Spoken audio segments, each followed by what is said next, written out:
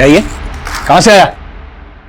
बताओ। पापा मुझे नहीं पता ये। मैं तुम्हें तुम्हारी पसंदीदा चॉकलेट से भी ज्यादा प्यार करता हूँ। कौन है? किसने भेजा ये? पापा आप जैसा सोच रहे हैं वैसा कुछ नहीं है। मेरा किसी के साथ कोई अफेयर नहीं है। अफेयर नहीं चल रहा है? अच्छा ये क्या है? कहां से आया फिर ये? बताओ मुझे। अब हो गई तसल्ली? मुझे बेवकूफ समझा है? तुम्हारे गिफ्ट फेंकने से मैं ये मान लूं कि तुम्हारा कोई चक्कर नहीं चल रहा है। पापा आपको जो समझना है आप समझिए। तंग आ गई हूं मैं आपसे। आरोही, आप ना बात का बतंगड़ बना देते, ऐसे पेश आते अपनी बेटी से, तभी वो कोई बात हमसे शेयर नहीं करती।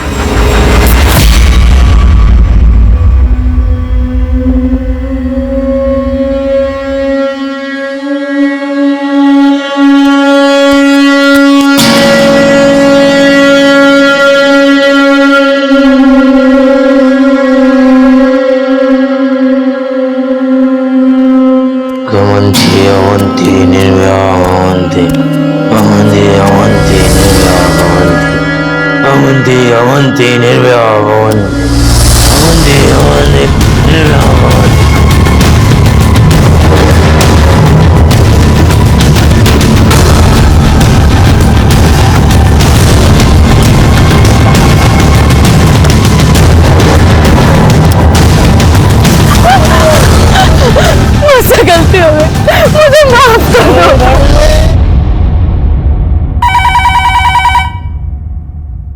हेलो,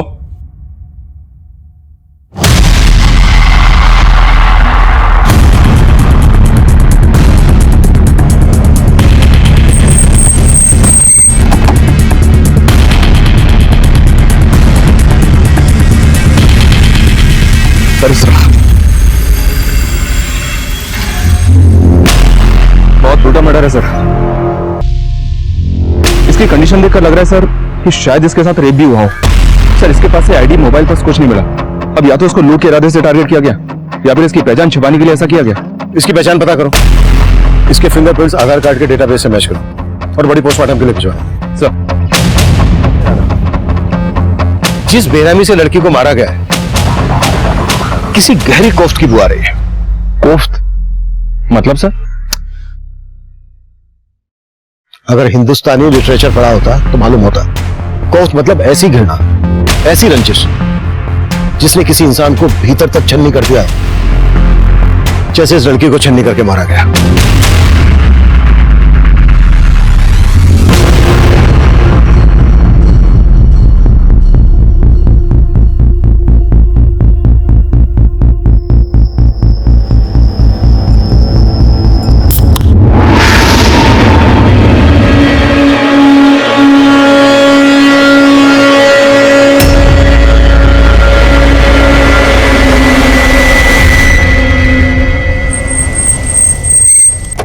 नमस्कार, मैं senior inspector Abhimanyu Jindal, crime petrol Dastak में आप सभी का स्वागत करता हूं। आज जो केस मैं आप लोगों के सामने रखने जा रहा हूं, यह केस पिछले साल मेरे पास आया था। उस वक्त लग रहा था यह महज एक मर्डर केस है, लेकिन इस केस की तह में कई गुनाहों के राज छुपे थे। इस केस में जिस लड़की ने अपनी जान गंवाई थी, हम उसकी पहचान पता कर रहे थे, लेकिन इस केस में कई चेहरे ऐसे भी थे जो हमारी नजर से कोसों दूर थे।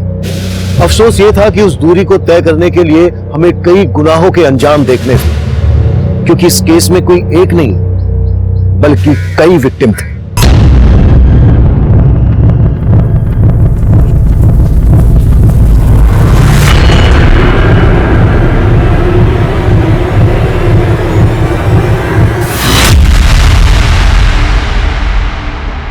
क्या कर रहा है ये? वीडियो बना रहा है? तेरा ये वीडियो मैं डिलीट ही कर दूंगा। वंदे भारत, साले मुझे मारेगा, मुझे मारेगा। रुक साले, तेरे को तो मार दूंगा मैं। साले तेरे को मार दूंगा मैं। छोड़, मैं मार दूंगा उस साले को। नहीं, ये वीडियो बना रहा था आपका। साले रुक, तुम जाओ यहाँ से, वरना ये कुछ भी कर सकता है।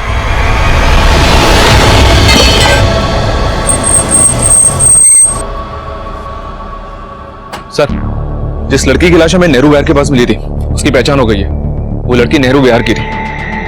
कांस्टेबल ने जब उसका फोटो उसके पेरेंट्स को दिखाया तो उन्होंने उसे आइडेंटिफाई कर लिया।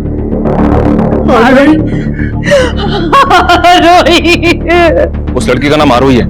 पेरेंट्स का कहना है कि वो कल रात से घर नहीं लौटी थी। नशे में इतना अंधा हो गया है कि अपनी बहन का वीडियो। हाँ, बनाया वीडियो। और अगर चाहती है उसे बेच के पैसे ना कमाऊं तो पैसे दे मुझे। मतलब तू इतना गिर गया है कि अपनी बहन की इज्जत भी बेच सकता है नशे के लिए। जैसे तैसे काम करके दूसरों के घरों में पैसे कमाती हूँ, खाने का इंतजाम करती हूँ, और इसको पैसे चाहिए। ये ले, ये ले पैसे, ये ले। तुझे जो करना है कर।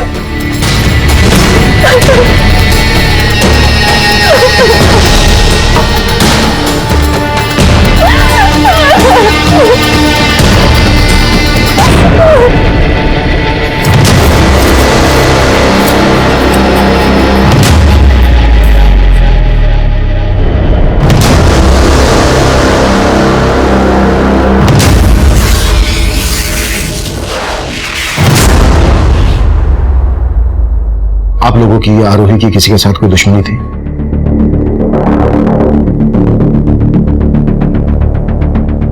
आप लोगों ने आरोही को आखिरी बार कब देखा था? कल दोपहर को। मम्मा मैं आती हूँ। हाँ, कहाँ जा रही है आरोही? निशा के घर मम्मा, कंबाइंड स्टडी के लिए। आपको बताया था ना। और जब मैंने उसके दोस्त को फोन किया तो उसने कहा कि हाँ अंकल, आरोही तो 8 बजे चली गई थी। निशा वो तुम्हारे घर आई भी थी या उसने तुमसे झूठ बोलने के लिए कहा? तो आपको लग रहा है कि आरोही की दोस्त निशा ने आपसे झूठ बोला था? शायद। और आपको लगता है कि आरोही का किसी के साथ अफेयर था? सर आरोही का अफेयर था ही नहीं, उसकी फैमिली को गलतफहमी थी। कैसी गलतफहमी? कोई तो उसे बार बार कॉल करता था और हाँ बहुत सारा गिफ्ट भेजता था। पर वो था कौन ये तो पता होगा ना तुम्हें? नहीं सर, वो कौन था वो मैं तो क्या, वो तो आरोही को भी नहीं पता था। आरोही तू इन सब चीजों को लाइटली मत ले यार, मेरी बात मान, एक बार अपने पेरेंट्स से बात करके देख। कोई फायदा नहीं है यार, उल्टा वो लोग मुझे ही गलत समझेंगे। उसके पेरेंट्स ने कभी उस पर ट्रस्ट किया ही नहीं, और उसके फादर का नेचर बहुत ज्यादा अनोइंग है। वो अपने आगे किसी की नहीं सुनते। कहीं ऐसा तो नहीं है कि निशा जानबूझकर उस लड़के के बारे में हमसे छुपा रही हो? सर अगर वो लड़का आरोही को बार बार कॉल करता था तो आरोही के कॉल रिकॉर्ड से पता चल जाएगा, और एक बार पता चल गया कि वो लड़का कौन है तो ये पता लगाना मुश्किल नहीं होगा कि निशा हमसे कुछ छुपा रही है या नहीं। करेक्ट। आरोही और निशा दोनों के बारे में सब कुछ पता करो। हो सकता है निशा उसके बारे में जानती हो लेकिन किसी वजह से छुपा रही हो।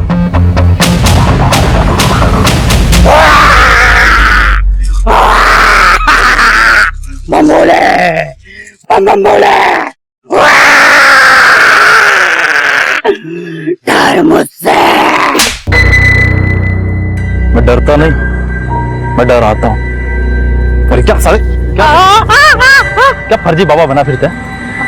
अब मैं डराऊंगा कैसे? डराना है? चल मेरे साथ चल। अरे चलना, मैं बताता हूँ तुझे किसको और कैसे डरा। नहीं नहीं नहीं चल नहीं। सर आरोही के कॉल रिकॉर्ड में एक नंबर मिला है और ये नंबर किसी आलिम नाम के लड़के का है।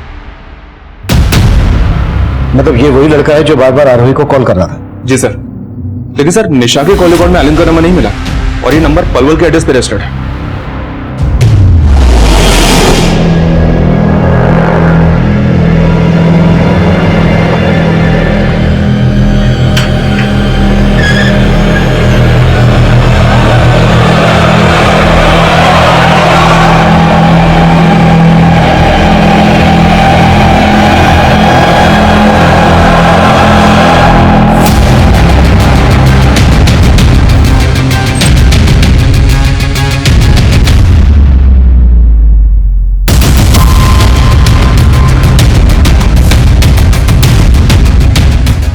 ना बोलो। आलिम के घर पे तो ताला लगा है सर। मतलब उसका आरोही के मर्डर से कोई ना कोई कनेक्शन जरूर है, इसलिए फरार हो गया। उस तक पहुंचने कोई लीड? आलिम के आसपास में इंक्वायरी की तो पता चला उसके आगे पीछे कोई नहीं है, लेकिन एक बात है सर, आरोही का मर्डर हुआ 4 दिन पहले और आलिंद का घर पिछले 2 महीने से बंद है। लेकिन आलिंद का फोन आरोही के मर्डर वाली रात तक फरीदाबाद में एक्टिव था और उसका घर है पलवल में। मतलब पिछले 2 महीने से वो फरीदाबाद में रह रहा था। मामला कुछ अटपटा लग रहा है। एक काम करो राना, निशा से बात करो, देखो आलिंद के बारे में क्या बोलती है। सर इसको मैंने कहीं देखा है, ये तो ऑटो वाला है।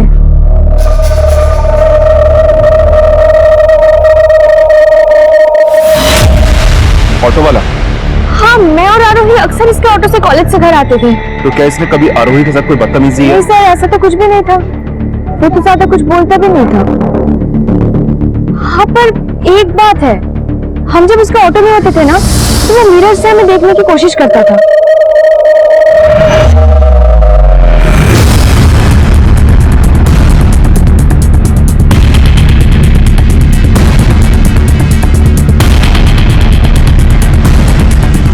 सर, फरीदाबाद के ऑटो स्टैंड पे हमने आलिन के बारे में पता किया। वो वहाँ 2 महीने पहले से ऑटो चला रहा था और आरोही के मर्डर के बाद से ही गायब है। वो फरीदाबाद में कहाँ रह रहा था, किस किस से मिल रहा था, कुछ तो पता चला होगा? नहीं सर, यहाँ उसके बारे में कोई कुछ नहीं जानता। हैरानी की बात तो यह कि आलिंद एजुकेटेड था, बीटेक कर रखा था उसने। पलवल से पढ़ा लिखा लड़का जिसका पलवल में अपना खुद का घर था, वो फरीदाबाद में ऑटो चलाए। ऐसा कोई पागल प्रेमी कर सकता है। ये जरूर आरोही से एक तरफा प्यार करता होगा और उस रात इसने आरोही से अपने प्यार का इजहार किया होगा। और मतलब सर, वो कोफ्त इस सिर्फ आशिक आलिंद की थी? कोफ्त जब प्यार मोहब्बत की हो तो कभी कभी उसके साथ जुर्म भी दस्तक देता है, और ये दस्तक आरोही को रोजाना मिल रही थी। चूक आरोही के माता पिता से भी हुई थी और आरोही से भी हुई थी। ये चूक क्या थी, क्यों हुई थी, ये एक बड़ा सवाल था। इसका जवाब उस वक्त हमारी सोच से परे था।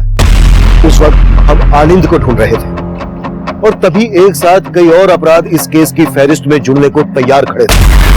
सुनिए, आपने मेरे भाई जग्गी को देखा क्या? भाई देना यार। ये चाहिए? जा पहले पैसे लेकर। भाई बोलता हूँ ना, अगली बार दे दूंगा पैसे। पहले पैसे लेकर आ। बोल रहा हूँ ना, अगली बार दे दूंगा पैसे तेरे को। बोल रहा हूँ ना, अगली बार दे दूंगा पैसे। देना यार। भाई मेरे को क्यों नहीं दे रहा है तू? देना यार। अबे रुक तो, रुक। मारेगा उसे, मर्डर बनेगा। मुझे मार, मार मुझे। चल यहाँ से। सर, आरोही की पोस्टमार्टम रिपोर्ट, हमारा अंदाजा बिल्कुल सही था। इसका रेप भी किया गया था। पोस्टमार्टम रिपोर्ट के हिसाब से 9-10 सूत लंबी लोहे की कील जैसी किसी नुकीली चीज को इसकी बॉडी में 5-6 इंच गहराई तक बार बार घोंपा गया। मौत की वजह एक्सेसिव ब्लीडिंग। 9-10 सूत मोटी नुकीली चीज, ये ऐसा क्या हो सकता है जिसे मर्डर वेपन बनाया गया? बोला दुर्गा साहब।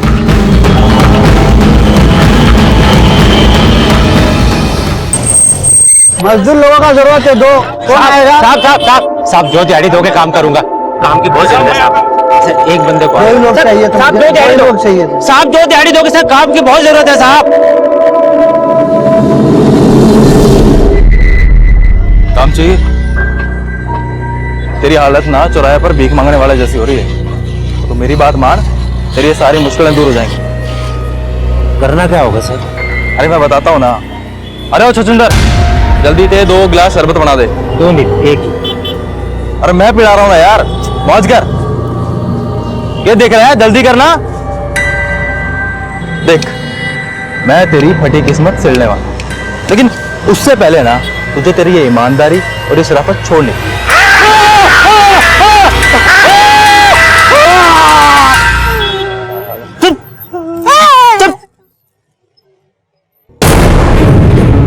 देख, इतना कुछ नहीं होगा, ठीक है? अगर मेरे साथ रहेगा ना तो ऐश करेगा।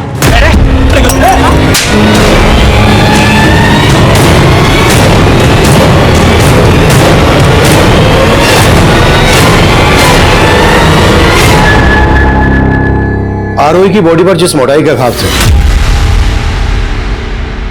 उसके हिसाब से आइस ब्रेकर सबसे नजदीक वेपन है। हो ना हो किलर ने आइस ब्रेकर का इस्तेमाल किया। लेकिन सर, ना तो क्राइम सीन के आसपास से हमें ऐसा कुछ मिला और ना ही आलिंद के घर से। राणा, इस एरिया में जिन जिन हार्डवेयर शॉप पर आइस ब्रेकर मिलते हैं, सब पर आलिंद की फोटो घुमा।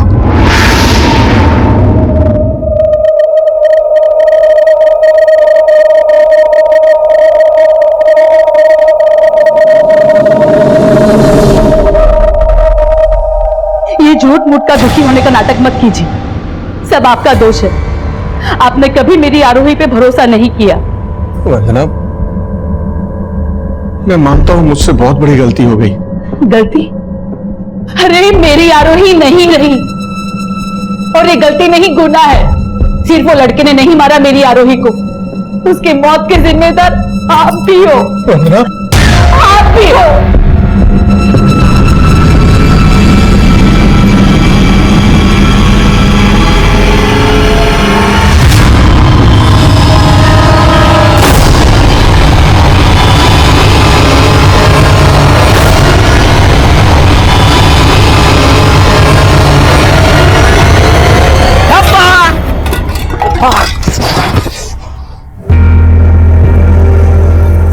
दर्द हो रहा है भैया, मुझे माफ कर दो भैया। सारा खाना गिर गया, घर में फूटी कोड़ी भी नहीं है। पर वो लंबरदार तो आपको काम दिला रहा था ना भैया। नंबरदार अच्छा आदमी नहीं है, उसके साथ नहीं करना काम हमें। कहीं ना कहीं से पैसों का इंतजाम हो जाएगा, तू परेशान मत। पैसा है हमारे पास भैया, आज बहुत बख्शीश मिली मुझे, सबको मैंने बहुत हंसाया, बस आपको दुख पहुंचा दिया। अरे वाह, बड़ा प्यार व्यार हो रहा है यार, थोड़ा प्यार हमें भी कर लो। कहाँ है तेरा लंबरदार? भैया हमें नहीं पता कहाँ है। अच्छा मालूम नहीं तुझे? मालूम नहीं इसे लंबरदार कहाँ पे? अरे भैया नहीं नहीं भैया भैया भैया भैया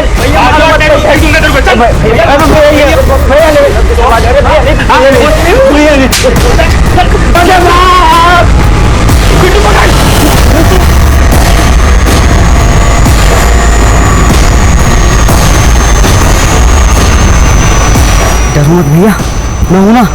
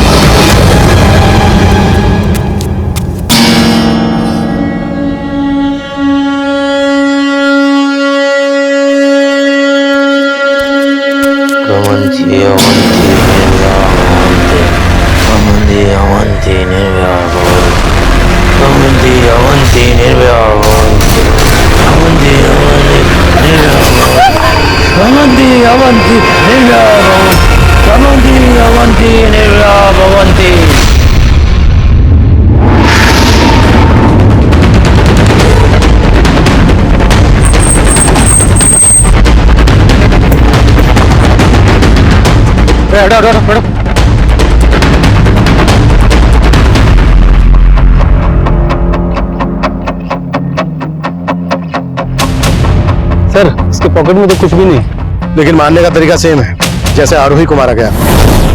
इसे भी किसी पतली और नोकीली चीज से घोप घोप कर मारा गया है। सर यहाँ भी उसी तरह का बियर कैन मिला है जैसा आरोही की लाश के पास से मिला था। मतलब साफ है, आरोही और इसका किलर को एक ही है। सर इस आदमी के बारे में पता चला है, किसी अक्सर लेबर चौक के आसपास देखा गया था। लेबर चौक? बॉडी पोस्टमार्टम के लिए भिजवाओ, हम लेबर चौक जाते हैं। सर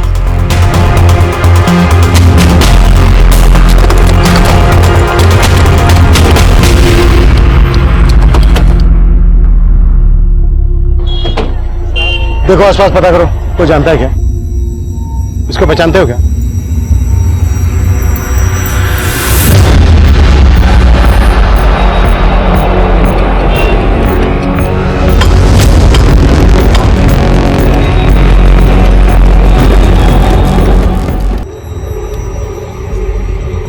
शरबत पिलाऊं साहब?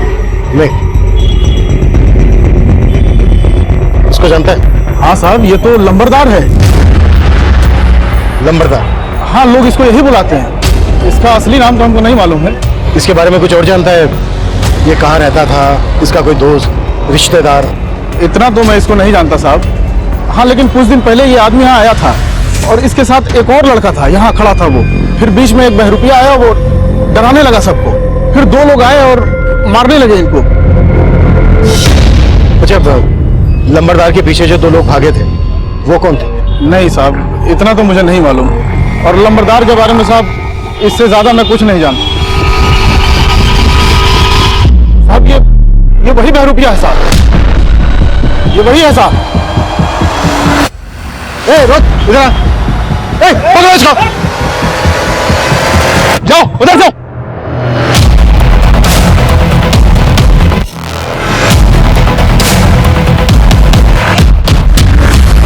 उधर तो नहीं मिला, तुम्हें मिला क्या?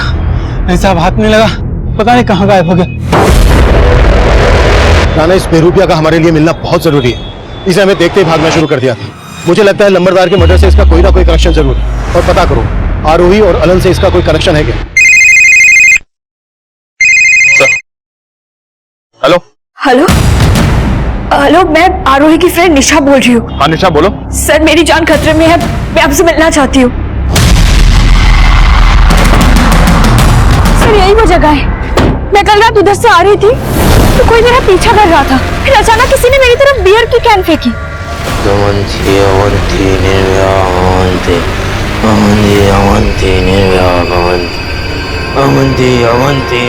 सर, किसी तरह मैं जान बचा के घर गई, वरना वो मुझे भी मार देता। कौन था वो? ये आनंद? नहीं पता सर, मैंने उसका चेहरा नहीं देखा। हो सकता है वो आलिंद है। पर सर, वो जब मेरा पीछा कर रहा था ना, तो कुछ अजीब से श्लोक बोल रहा था वो। श्लोक? कैसा श्लोक? कौन सा श्लोक? कुछ समझ नहीं आया, कुछ तो अजीब ही बोल रहा था वो। सर, मुझे लगता है जो आरोही को मारा है वो मुझे भी मारना चाहता है। प्लीज सर, मुझे बचा लीजिए सर। निशा, तुम बेफिक्र रहो, हमारा एक कांस्टेबल तुम्हारे साथ रहेगा, तुम्हारे घर के बाहर भी रहेगा। Thank you so much sir. पैसे खत्म हो गए तो घर याद आ गया। तेरे चक्कर में मुझे अपनी जिंदगी बर्बाद नहीं करनी है। अरे तुझे जो करना है कर, लेकिन जा तू। अरे नहीं चाहिए ऐसा भाई। मैं जानता हूँ दीदी, मैं आपको बहुत दुख देता हूँ, मैं बहुत बुरा हूँ, पर मैं क्या करूँ, मेरा खुद पे बस नहीं चलता। मैं बहुत बुरा हूँ दीदी, मैं बहुत बुरा हूँ। मुझे मारो, मारो दीदी, मुझे मारो दीदी, मुझे मारो, आप मुझे मारो, मारो दीदी, मुझे मारो। संभालो अपने आप को, सब ठीक हो जाएगा। नहीं जाने दूंगी मैं, नहीं जाने दूंगी जग्गी। दीदी मुझे जाने दो, नहीं जाने दूंगी, मुझे जाने दो दीदी, जग्गी। मुझे मत रोको दीदी। नहीं जाने दूंगी अंदर। मुझे जाने दो दीदी, मुझे जाने दो। चल अंदर, मैं जानती हूँ तेरा तुझे बस नहीं चलता है, पर सब ठीक हो जाएगा तो समझता है। मैं तुझे इस बार नहीं जाने दूंगी, नहीं जाने दूंगी।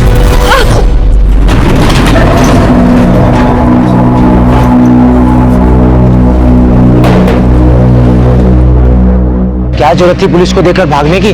हमने कोई गलत काम किया जो हम पुलिस से डरेंगे? आपको तो पता है ना भैया, हमको पुलिस को देख के बहुत डर लगता है। और वो याद है ना गांव में हमारे साथ पुलिस स्टेशन में क्या हुआ था?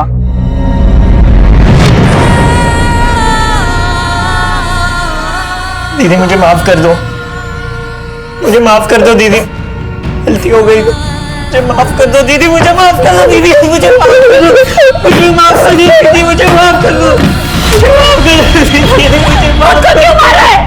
मुझको क्यों मार रहा है? मुझे मार दे, मुझे मार। ये ले, इसे मार दे मुझे, मार दे मुझे।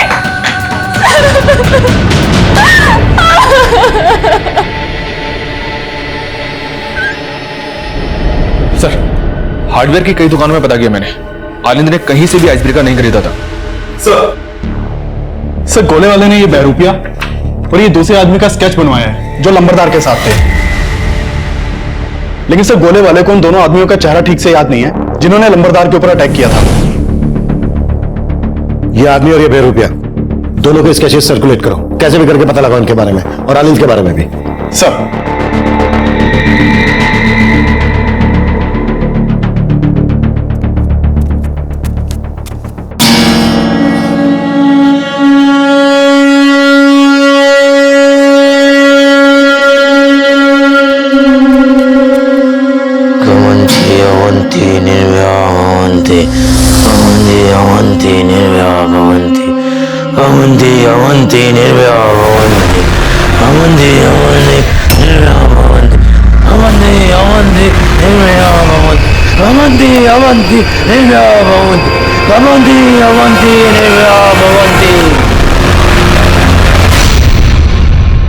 सर, लंबरदार का असली नाम रघुवीर है, हिस्ट्री शीटर था ये, चोरी के केस में 2-4 बार अंदर भी जा चुका है। इसके गैंग में 2 मेंबर और हैं, पिंटू और भोलू। उस गोले वाले को हमने पिंटू और भोलू की तस्वीर दिखाई, तब उसने पहचाना कि इन्हीं दोनों ने उस दिन रघुवीर पर अटैक किया था। वो बेरूपिया और उसके साथ जो दूसरा लड़का था, उन दोनों का पिंटू और भोलू से क्या कनेक्शन है? सर, ना तो इनके आपस में कनेक्शन का पता चला है और ना ही आलिंद का इन दोनों हत्यारों से कनेक्शन का पता चला है। सर, ये रघुवीर पेशेवर क्रिमिनल था, इसके गैंग में 2 लोग भी थे। कहीं ऐसा तो नहीं कि ये तीनों लूट के इरादे से हत्या करते हों? आरोही को भी लूटा गया था, लेकिन रघुवीर को आपसी रंजिश के चलते मार दिया इन दोनों ने। हो सकता है, लेकिन निशा ने बताया कि उस पर हमला करने वाला अकेला आदमी था। रघुवीर के गैंग में 2 आदमी थे, इस बेरूपिया के साथ भी एक लड़का था। इनके अलावा सिर्फ आलिंद ऐसा है जो अकेला था। इन सबके साथ साथ आलिंद को भी ढूंढो, तभी जाकर इस केस की गुत्थी सुलझेगी। सब साला अपने हिस्से की 4 लाख दबोच कर मरा है वो लंबरदार। पता करना पड़ेगा पैसा कहाँ छुपाया उसने। भोलू भाई बाहर निकले तो पुलिस दबोच लेगी, कुछ टाइम यहीं रुकते। सर, मुहीराबाद में एक मर्डर केस सामने आया है। इस आदमी को भी वैसे ही मारा गया जैसे आरोही और लंबरदार रघुवीर को मारा गया था, और इस आदमी की डेड बॉडी के पास भी सेम बियर कैन मिला है। ये किलर अब फरीदाबाद से मुहीराबाद पहुंच गया, कहीं ये सीरियल किलर तो नहीं?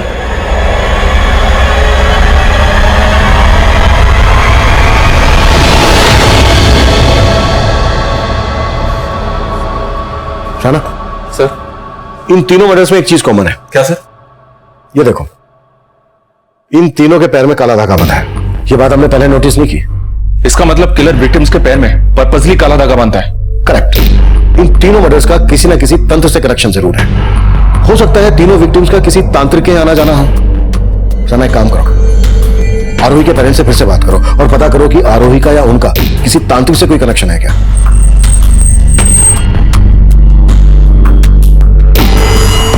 नहीं सर, आरोही के पैर पे कभी कोई काला धागा बांधा नहीं था। और हमारा और आरोही का कभी तांत्रिक के पास आना जाना नहीं रहा। Excuse me. हाँ सही, बोलो। सर, उस बहरूपी के बारे में पता चला है। वो अपने भाई के साथ एक झोपड़पट्टी में रहता है, लेकिन अभी दोनों भाई घर पे नहीं है। ठीक है।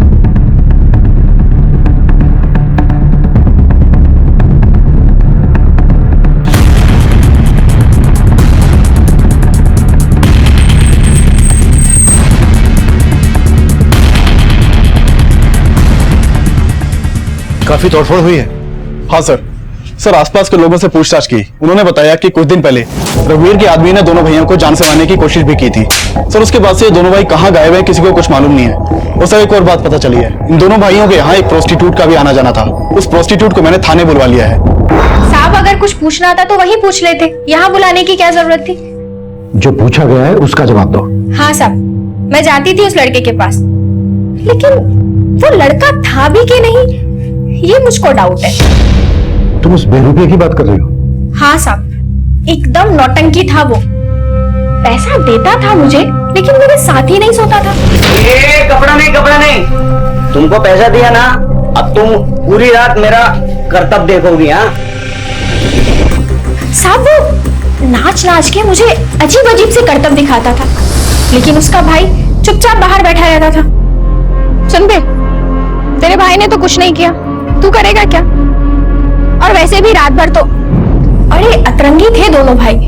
ठीक है, तुम जा सकती हो। तो अजीब बात है राणा, ये दोनों भाई प्रोस्टिट्यूट को अपने पास बुलाते थे, लेकिन इसके साथ कुछ करते नहीं थे, जबकि आरोही के साथ रेप हुआ था।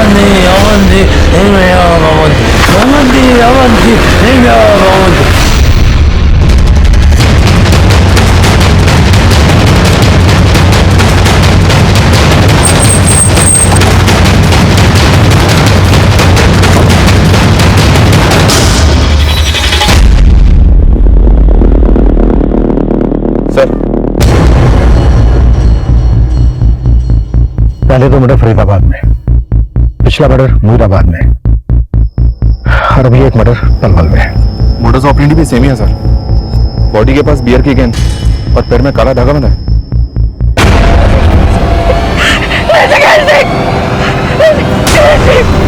क्या हो गया?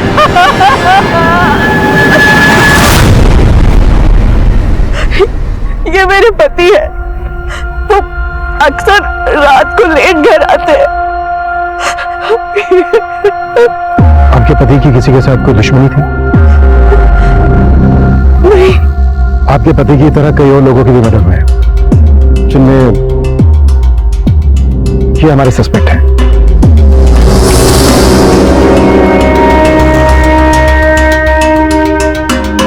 इनमें से आप जानती किसी को?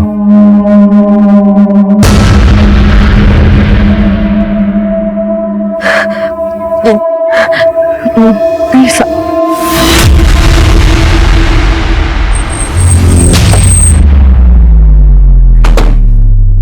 राना, मुझे लग रहा है वो औरत हमसे कुछ छुपा रही है। मतलब सर आप कहना चाहते हैं कि वो इन सस्पेक्ट्स में से किसी न किसी को जानती है? हो सकता है।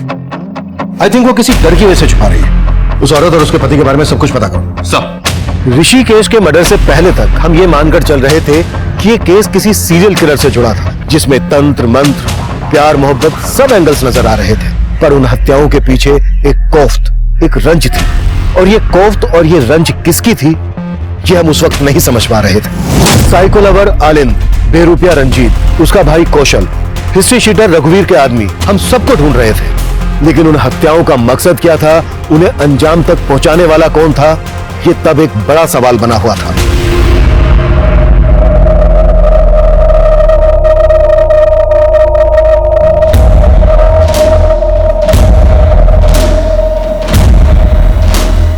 सर अपने खबरियों से आलिन के बारे में एक टिप मिली है। वो पलवल में देखा गया और वहां के एक घर में छिपा हुआ है। उठा लो। सर ऐसे कब तक भटकते रहेंगे भैया? चलो फरीदाबाद में अपने झोपड़े पे चलते हैं वापस। आप सही कह रहे थे, जब हमने कुछ किया ही नहीं है तो हम डरेंगे नहीं किसी से। तू परेशान मत हो, फिर जाए कैसे घर? अभी खुद देख। कहाँ जाना है? फरीदाबाद। अरे आ जाओ, बैठ जाओ, भाड़ा बस का ही दे देना। आ जाओ आ जाओ, आओ जाओ।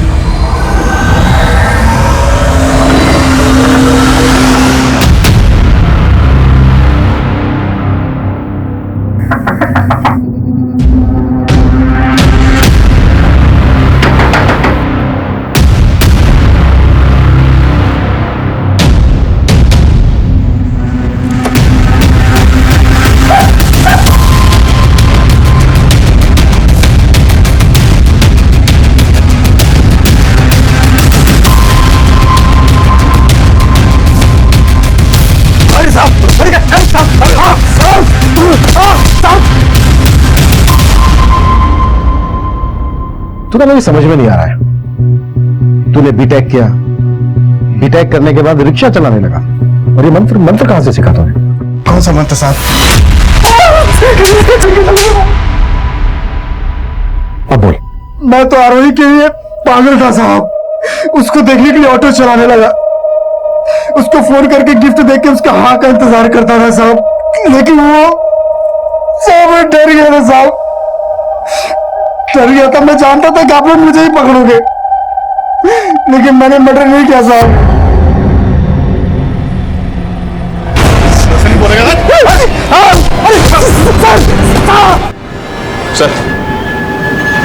सर ऋषिकेश नाम के जिस आदमी की लाश हमें पलवल हाईवे पे मिली थी, उसके बारे में पता किया मैंने। वो आदमी उस औरत का दूसरा पति था। दूसरा पति? जी हाँ सर। उस आदमी की खुद की अपनी एक फैमिली है बल्लभगढ़ में, पर वहां भी वो रहता नहीं था, कभी कभी मिलने के लिए आता था। सर आलिन नहीं उगल रहा है कि उसने किसी का भी मर्डर किया है। उसका कहना है कि वो आरोही के अलावा किसी भी सस्पेक्ट या विक्टिम को नहीं जानता है। Hello, what?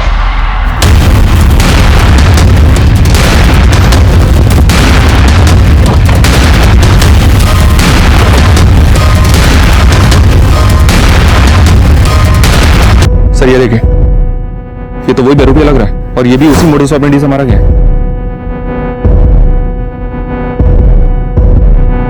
लेकिन इसके पैर में काला धागा नहीं है। सर कहीं ऐसा तो नहीं किसी ने इसका मर्डर करने के लिए उस किलर की मोडस ऑपरेंडी का इस्तेमाल किया? तो अब तक इसी को सस्पेक्ट मानकर चल रहे थे। अब इसका मर्डर किसने किया होगा? इसे और इसके भाई कौशल को रघुवीर के आदमी मारने आए थे। कहीं ऐसा तो नहीं है कि कौशल का भी मर्डर हो गया? आसपास चेक करो, कुछ मिलता है क्या? मैं तब तक ऋषिकेश की बीवी से मिलकर आता हूं।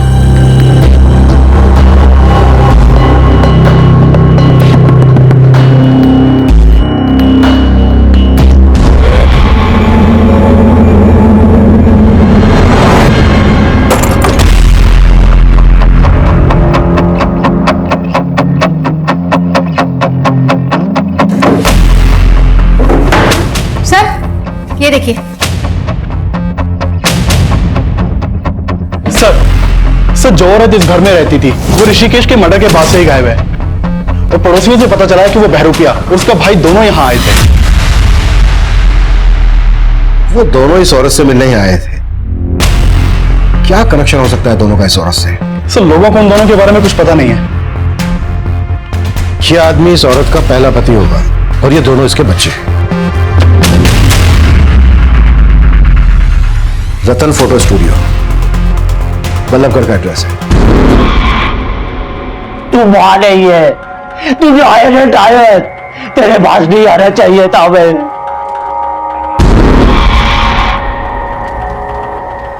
ठूस लो और फटाफट चलते बनो। माँ है हमारी, कौन से?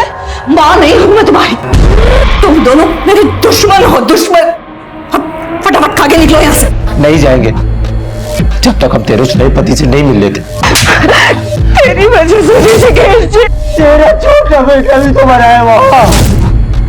रंजीत के लिए आंसू नहीं निकले तेरे, बोल मुझे बोल।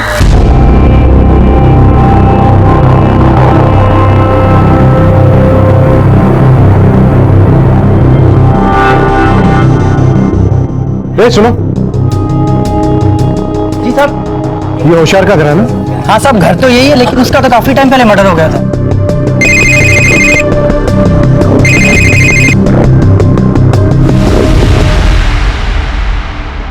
गांठ खुल रही है उसकी, बांध। हाँ, बांध उसको ठीक से। हाँ हाँ, जल्दी बांध।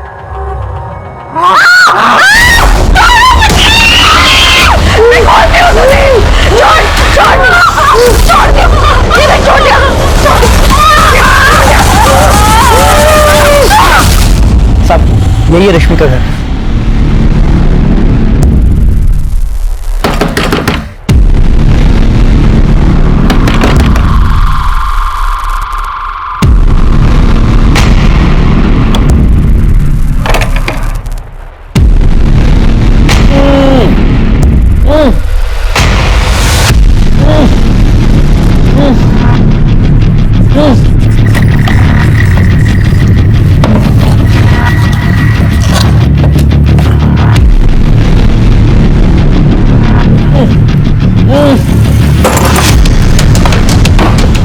हतर खोलो इसके।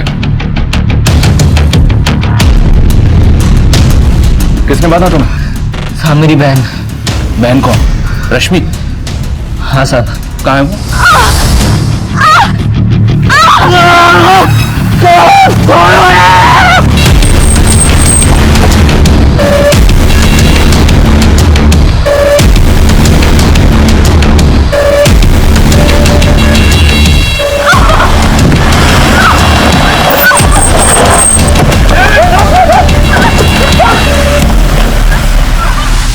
इसने मुझे 2 बार विधवा बनाया। पहली बार अपने सगे बाप होशियार जी को मार डाला, फिर ऋषिकेश जी को भी मार डाला। लेकिन रंजीत को कौशल ने नहीं मारा था, उसको ऋषिकेश अंकल के बेटे ने मारा था, बदला लेने के लिए। कहाँ जाना है भाई? छोड़ दूं?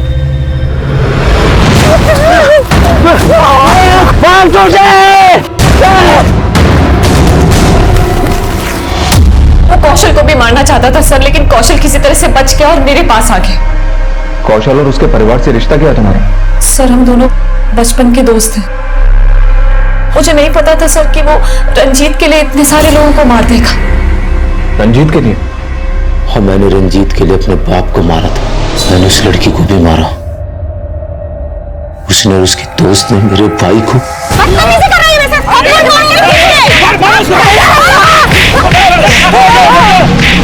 मजाक करके बैरूपिया बन के अपना पेट पालता था, लेकिन वो लड़के। तो फिर रघुवीर को क्या मारा?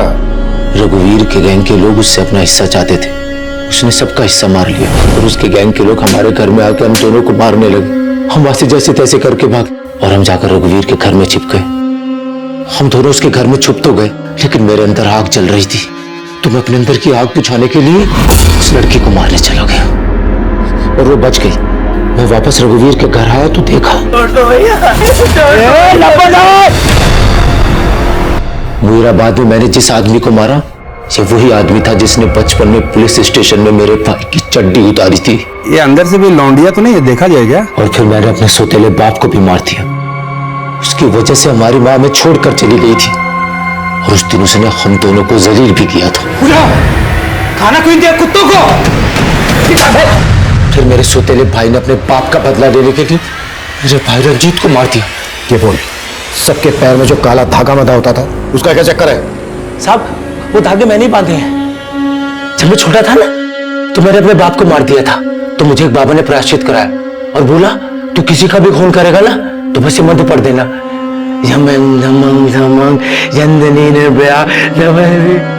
रंजीत की हत्या ऋषिकेश के बेटे सुनील ने की थी, जिसे हमने गिरफ्तार कर लिया था। रघुवीर गैंग के दोनों अपराधी अभी तक फरार हैं, पर इस केस के प्राइम एक्यूज कौशल का मानसिक संतुलन ठीक नहीं था। उसका बचपन ऐसे वैशी माहौल में गुजरा था जिसने उसका जीवन ही कुंठित कर दिया था, और जब उसने अपने पिता की हत्या का प्रायश्चित करना चाहा, तब वो एक ढोंगी तांत्रिक के अंधविश्वास का शिकार हुआ। इस केस की इन्वेस्टिगेशन के दौरान हमें रश्मि पर हुए अत्याचारों का पता चला और अदालत के फैसले पर रश्मि के भाई जग्गी को रिहैब सेंटर भेज दिया गया। देखते हैं हमारे आज के एपिसोड की दूसरी कहानी।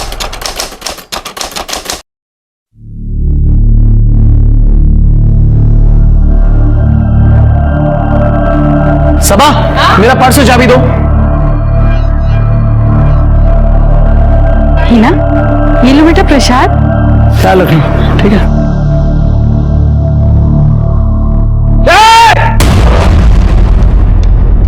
अपना ढोंग ना अपने पास रख।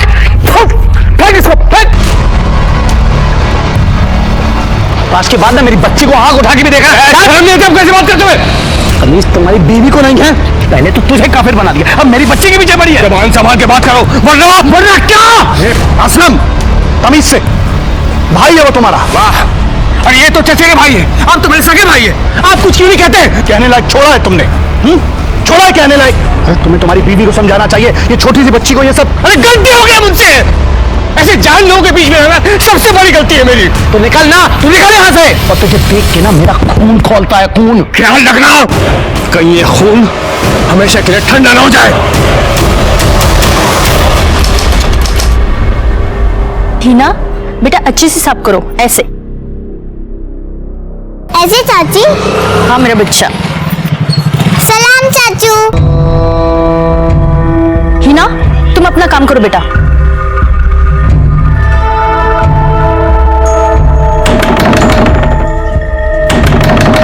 अरे आ रही हूँ बाबा। कितना टाइम लगाती हो तुम? किचन में थी ना। क्या कुछ भूले क्या? अरे मेरा बटुआ कहीं मिल नहीं रहा है, आधे रास्ते से आना पड़ा मुझे। तो यही कहीं होगा ना। देखो तुम भी देखो। हाँ भूल गया मैं। अरे कहाँ रख दिया मैंने? सुनो, मैं कमरे में देखता हूँ, ठीक है? हाँ। तुम यहाँ ढूंढो। वॉचमैन।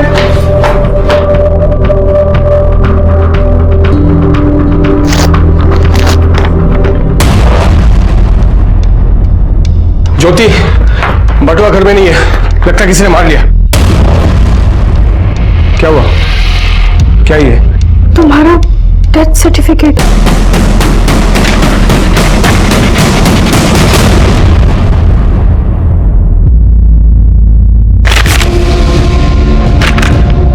क्या है ये सब?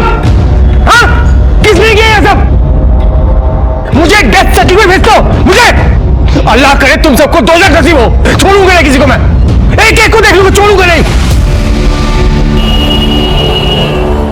लेकिन तुम अपने मायके से वापस कब आ रही हो? मैं अपना ख्याल रख ही रहा हूँ। हाँ, लेकिन घर पे कोई होना चाहिए ना कट कट करने के लिए। आ जाओ अब जल्दी।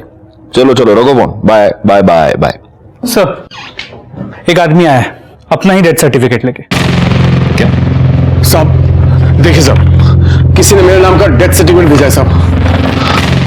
ये तो नकली है। इस पे यहाँ पे एक स्टैंप होना चाहिए, वो स्टैंप नहीं है। और डेट देखो, 1 महीने बाद की डेट डाली है। साहब मैं जानता हूँ किसने किया साहब, ये ना उस मुजाहिद का काम है साहब। उसे कसम खाई हुई है साहब, मुझे चैन से जीने नहीं देगा। क्यों? ऐसी क्या दुश्मनी है उसकी तुम्हारे साथ? असलम भाई, हाँ,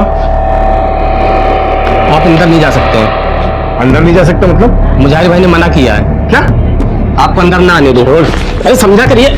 तू मुझे रोकेगा? अरे मना किया। क्या मजाक हो रहा है भाई? भाई क्या मजाक है ये? मजाक नहीं, सच है। अब तू यहाँ काम नहीं कर सकता। क्यों? मैंने मना किया था ना उस औरत से निकाह करने के लिए। अब तेरा मेरा कोई वास्ता नहीं, समझ में आया तेरे? चल निकल। ऐसे कैसे आप मुझे यहाँ आने से रोक सकते हैं? ये सब कुछ मैंने बनाया, मैंने। और इसमें पैसे मैंने लगाए हैं। जो तू काम करता था उसका मेहनताना मैंने तुझे दिया है, समझ में आया तेरे? चल चल गया। मैं आपका नौकर नहीं हूँ, जितनी दुकान आपकी है ना उतनी मेरी है। बराबरी की बात करता है। चल कर बात निकाल इसको।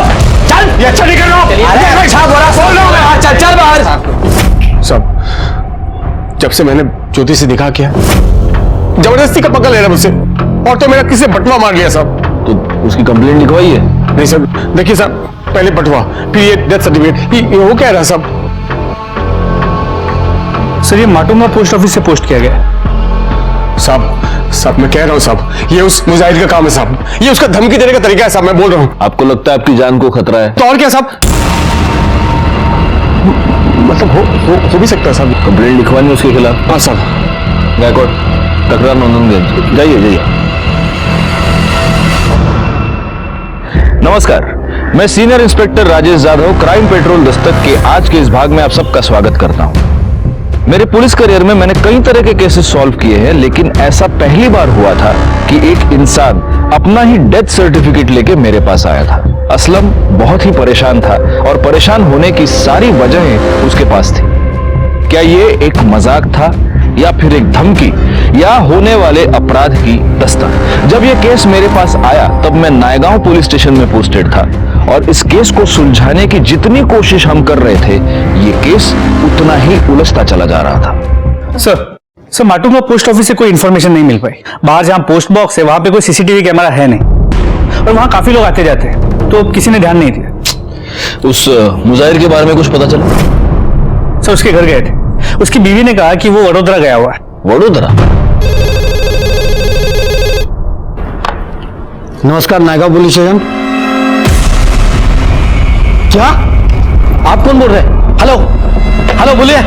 सर सर सर सर अभी अभी किसी का फोन आया था, वो बोला कि पुलिस स्टेशन में बॉम्ब है। क्या? गायकवाड़ एक काम करो, बॉम्ब स्क्वाड को तुरंत फोन लगाओ। कर दे, पुलिस स्टेशन रिकामा करा, विदाउट पैनिक सबको बाहर निकालो। हाँ सर। चलो सब लोग बाहर चलो। चलो चलो सब लोग बाहर चलो। अरे चलो निकलो मैडम, बाहर चलो, बाहर निकलो। Hello, bomb squad?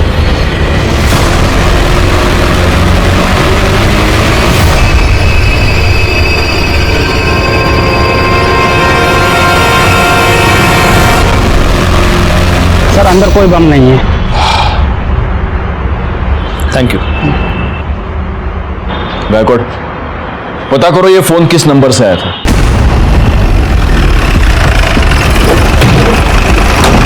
सर इसी होटल के नंबर से फोन आया था।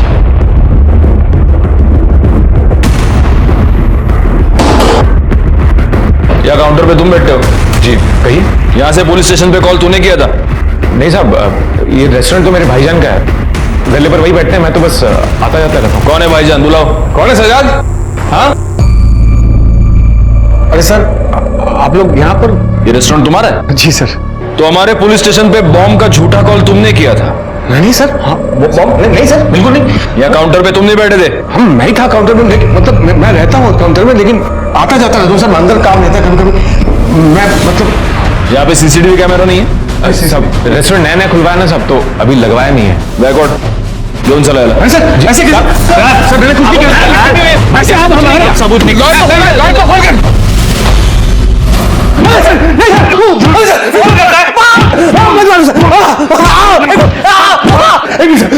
सर मैंने कुछ नहीं किया सर। अब मेरी बात का यकीन कीजिए, मैं रेस्टोरेंट में था जरूर, लेकिन मैं किचन के अंदर था सर। ये उसी बीच में कोई और आके किया होगा। सब मुझे का शॉप आगे ही सब। जब मैं रेस्टोरेंट के अंदर किचन में गया होगा सब, तो आकर कॉल किया होगा सब। तू बात पे मुजाहिर का नाम लेता है? हाँ? सबसे पहले तो अपना एक झूठा डेथ सर्टिफिकेट लेके हमारे पास आया, उसके बाद पुलिस स्टेशन में झूठा कॉल करता है कि इधर बॉम्ब है। हाँ? तेरे क्या हम क्या उल्लू लगते हैं क्या? माय गॉड, इसको तब तक मारो जब तक ये सच ना बोले। मारो इसको। इसका छोटा भाई जमानत करवाने आया है। अगली बार पुलिस के साथ मस्करी नहीं, समझा ना? चलो निकलो।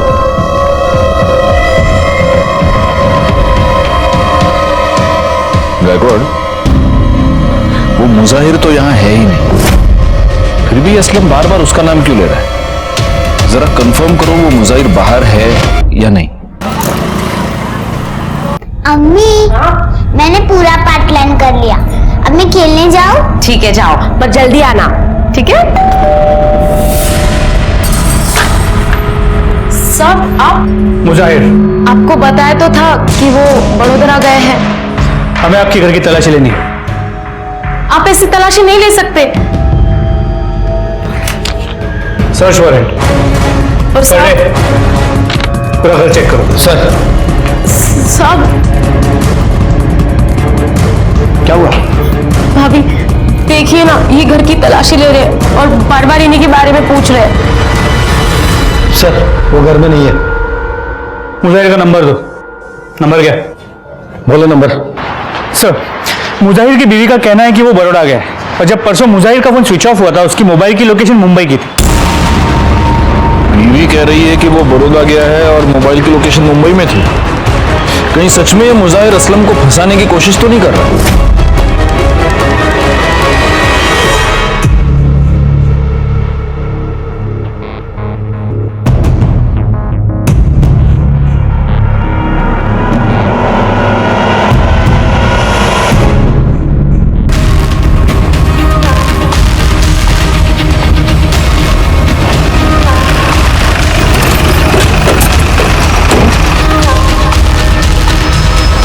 तेरी लाश मुजाहिर की है, जिसके बारे में असलम ने बताया था।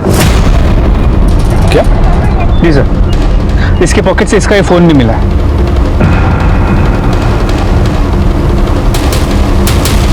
गला दबाकर मारा गया है और बॉडी की हालत देखकर ऐसा लग रहा है कि शायद 2-3 दिन हो गए। आसपास कुछ मिला? करड़े सर, वहां ये पर्स मिला है। देखो गायकवाड़, हो सकता है कि कातिल का हो। सर तो असलम का पर्स है।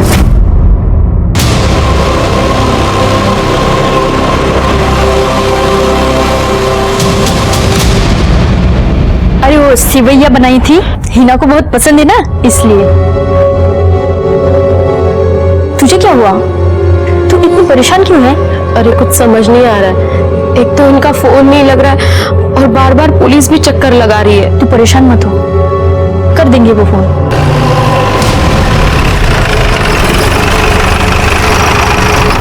बेटा चांद चाचू को बुला के लेके आ।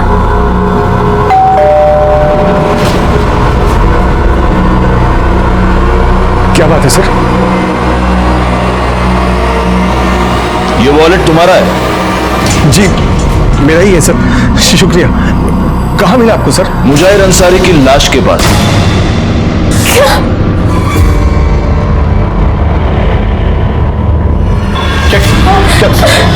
क्या मतलब इंस्पेक्टर सर? मतलब यह है कि मुजाहिर अंसारी का मर्डर हो चुका है और इसका वॉलेट उसकी लाश के पास मिला। यूं चला सर मैंने कुछ नहीं किया सर। इन्होंने कुछ नहीं किया। सर मैंने कुछ नहीं किया। चलो चलो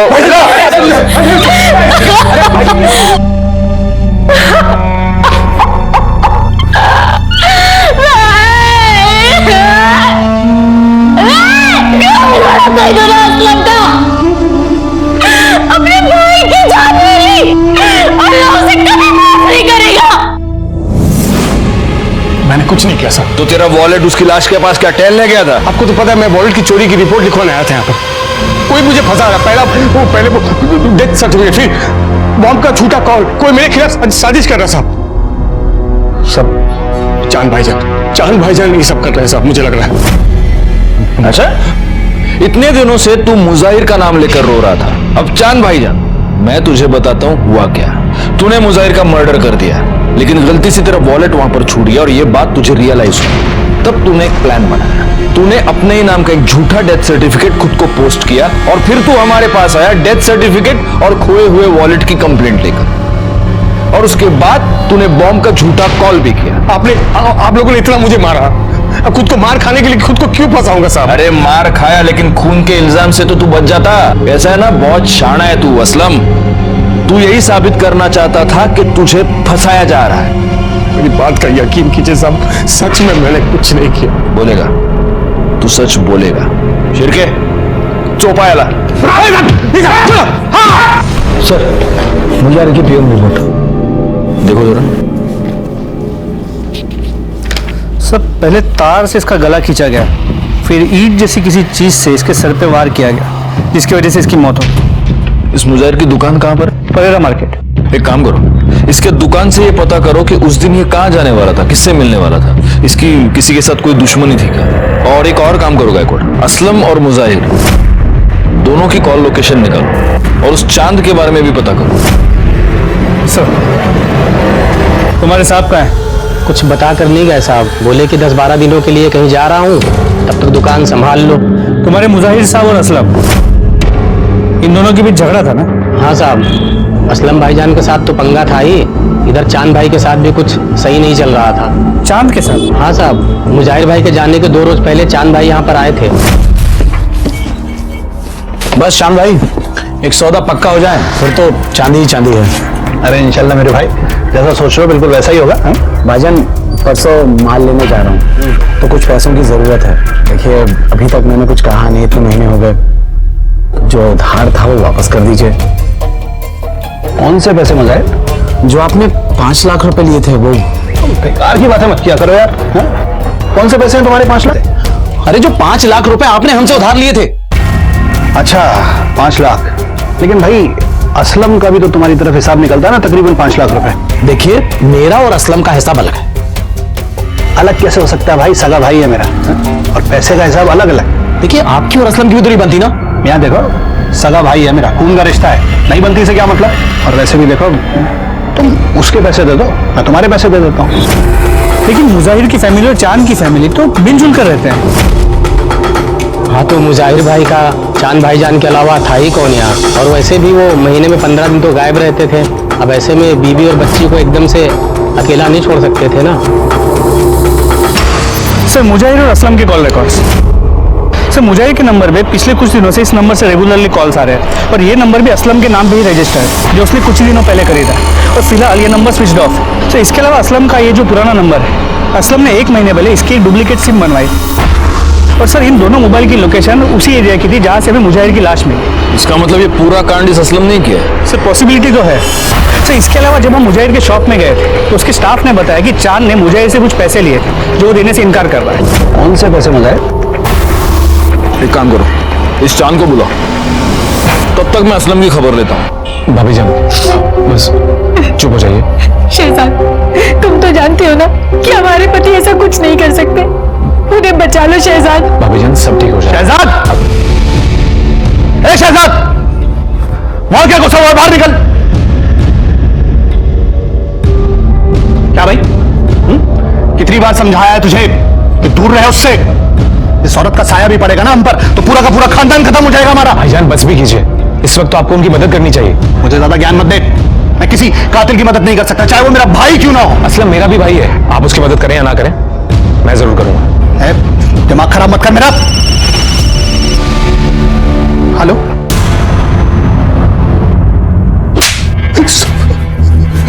तूने 1 महीने पहले अपने सिम कार्ड की कॉपी बनवाई थी? हाँ सर, वो मेरा पुराना फोन चोरी हो गया था। और तूने एक नया नंबर भी लिया था, जिस नंबर से तूने मुजाहिर को फोन किया? नहीं सर, नहीं? तो वो सिम कार्ड तेरे नाम पे कैसे?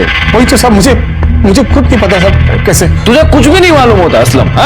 तुझे ये तो पता है ना कि उस दिन तू वहां गया था क्योंकि तेरे मोबाइल की लोकेशन उसी जगह की है जहां पर हमें मुजाहिर की बॉडी मिली। क्या करने गया था उधर? साहब वो बहुत दिनों से मुझे एक आदमी का फोन आ रहा था, अफजल शेख नाम का। वो मेरे साथ मिलकर रेस्टोरेंट खोलना चाहता था, तो उसने मुझे वहां बुलाया था सर। तो वो तेरा अफजल शेख मिला तेरे को? नहीं साहब, मैं बहुत देर तक उसका इंतजार किया लेकिन वो वहां पर आया नहीं सर। कौन से नंबर से आया था फोन? लैंडलाइन नंबर से। कर दे, ऐसा फोन दे। दिखा, तेरे फोन में दिखा कौन सा नंबर है, दिखा। जी सर। सर, इसका बड़ा भाई चांद है। क्या यह सच है कि तुमने मुजाहिर से 5 लाख रुपए लिए थे और अब उसे देने से इनकार कर रहे थे? हाँ सर, मैंने पैसे लिए थे लेकिन मुजाहिर ने असलम के भी तो इतने पैसे रोक रखे थे। लेकिन जहां तक मुझे पता है तुम्हारी और असलम की बिल्कुल नहीं बनती। सर लेकिन असलम है तो मेरा छोटा भाई ना, मेरे पास उस वक्त पैसे नहीं थे, मैं बाद में दे देता सर। ये तुम्हारे बैंक डिटेल्स, इससे साफ पता चलता है कि तुम्हारे बैंक में अच्छे खासे अमाउंट है।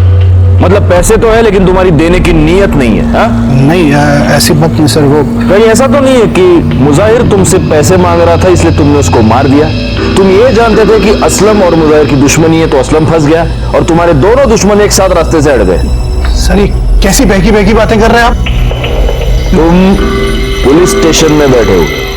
सर मेरी बात का यकीन कीजिए, ऐसा कुछ नहीं है, मैंने कुछ नहीं किया। ठीक है, तुम जा सकते हो, लेकिन जब तक ये केस सॉल्व नहीं होता शहर से बाहर नहीं जाओगे। जी सर, शुक्रिया सर।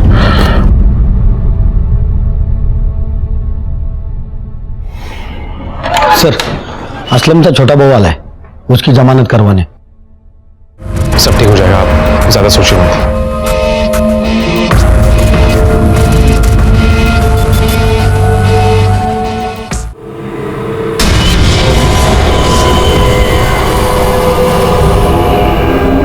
काम हो जाएगा ना? हाँ हो जाएगा।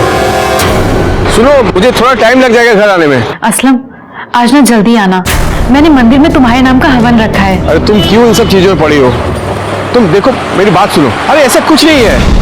मैंने कहा था ना किसी की बुरी नजर है तुम्हारे ऊपर।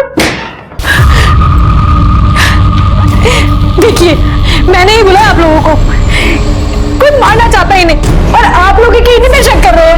एक मिनट असलम, तुमने हमें वो जो लैंडलाइन नंबर दिया था वो अफजल शेख, वो तो माहिम के किसी पीसीओ का नंबर है। सब सच में मुझे कुछ नहीं पता। अब खुद देखिए, कोई मुझे मारना चाहता है। कैसे हुआ ये सब? साहब हॉस्पिटल के पास ही एक्सीडेंट हुआ। अब वो तो अल्लाह का शुक्र है साहब कि कोई आदमी समय रहते यहाँ पहुंचा गया। बहुत चोट तो नहीं लगी है तुम्हें? कहीं ऐसा तो नहीं कि खुद अपना एक्सीडेंट करवा लिया तुमने? सब अगर मैं मर जाता ना इस हादसे में, तब आपको यकीन होता कि कोई मेरे साथ खेल खेल रहा है। नहीं, अब वो तुम्हारा मुजाहिर तो रहा नहीं, तुम्हारे चांद भाईजान की तो हम तहकीकात कर ही रहे हैं। तो अब कोई और ऐसा है जिसके ऊपर तुम ब्लेम डाल सको? हाँ, मेरा पहला पति पवन मोरे, वही ये सब कर रहा है। तुम्हारा पहला पति? क्यों करेगा वो ऐसा? बहुत ही घटिया इंसान है वो सर। बहुत मारता था मुझे, बहुत पीटता था। गिड़गिड़ाई मैं उसके सामने कि मुझे मेरी बेटी के साथ जाने दे, लेकिन उससे कहा कि अगर चारू को अपने साथ लेके जाना तो वो मुझे डिवोर्स नहीं देगा और मैं उससे और मार नहीं खा सकती थी, इसीलिए डिवोर्स पेपर अपनी बेटी को छोड़ के और उससे छोड़ के मैं चली गई। उसके बाद उसने कभी तुमको परेशान किया? नहीं, 2 साल हो गए, हमारी कोई बात नहीं हुई। तो अब अचानक वो ये सब क्यों करने लगा? अगर वो नहीं कर रहा तो फिर कौन कर सकता है? कौन हमारा दुश्मन हो सकता है? उसका पुराना नंबर और पता लिखवा लो। बैकवर्ड इस पवन के बारे में पता करो, जहां पर असलम का एक्सीडेंट हुआ वहां का सीसीटीवी फुटेज निकालो और देखो इस पवन का इस सबके साथ कुछ कनेक्शन है क्या? पापा आराम से खींच रहा है। क्या तू हमेशा भूत बन के घूमती रहती है? हाँ, ख्याल रखा करना अपना। पापा मैं बड़ी हो गई हूँ, कर सकती। बहुत बड़ी हो गई ना तू। पवन मोरे जी भैया। ज्योति को जानते हैं?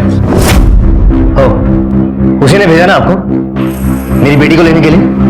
वो मर भी जाएगी ना तो भी मैं मेरी बेटी को उसके पास नहीं भेजूंगा। बहुत मरने मारने की बातें करते हैं आप। कहीं सच में तो किसी को मार नहीं दिया? ज्योति के पति असलम पे मर्डर का इल्जाम है और हाल ही में उसका एक्सीडेंट भी हुआ, और ज्योति को लगता है कि ये सब आपने किया है या करवाया है। तो शादी कर ली उसने? अच्छा है, उसे मेरी तरफ से मुबारकबाद दीजिएगा। ज्योति ने हमें बताया है कि पहले आप उसे बहुत मारा पीटा करते थे। सर जानते नहीं आप उस औरत को, बहुत ऊंची चीज है वो। और वैसे भी क्या हो गया अगर पति ने कभी थप्पड़ मार दिया तो कौन सी बड़ी बात हो गई? बहुत बड़ी बात हो गई। चलिए हमारे साथ। देखिए साहब, मेरी बच्ची बीमार है, मैं आपके साथ कहीं नहीं जा सकता। वैसे मैं बहुत परेशान हूं, आप ज्योति से जाके कहिए कोई नया तमाशा ना खड़ा करे। क्या हुआ तुम्हारी बेटी को? मुझे कैंसर हुआ। नहीं बेटा, ऐसे नहीं कहते। कुछ नहीं होगा तुझे, कुछ नहीं होने दूंगा मैं तुझे। ये रही मेरी बेटी की रिपोर्ट्स। अपनी बच्ची को देखूं या उसकी बीमारी को, डॉक्टर, दवाई, हॉस्पिटल, घर, सब परेशान हो गया हूं मैं। देखिए सर, आप प्लीज यहां से जाइए। अगर आपको मेरे खिलाफ कोई भी सबूत मिले ना तो आप फोन कीजिएगा मुझे सामने से, मैं खुद आके मिलूंगा आपको। ठीक है, अभी के लिए हम जा रहे हैं, लेकिन अगर जरूरत पड़ेगी तो फिर आएंगे। पर हाँ, शहर छोड़ के कहीं मत जाना। सर, जहां पर असलम का एक्सीडेंट हुआ था वाकई सीसीटीवी फुटेज।